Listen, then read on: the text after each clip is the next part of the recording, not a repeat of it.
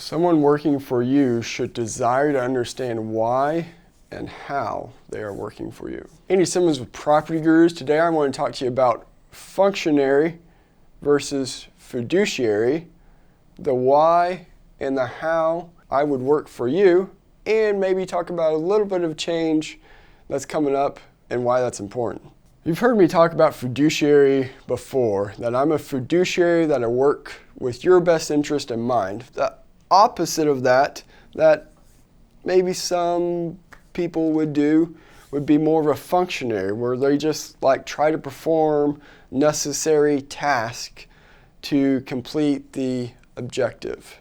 When we start working together as your fiduciary, I want to sit down and have a conversation with you, understand your goal, understand your motivation, your wants, your needs, so that I can best give you input on how to get there. So along those lines, with some things happening in our industry, it's going to become even more important that we have these sit-down conversations early on in the process than what it has been in the past. In fact, that's the only way it's going to happen in the future.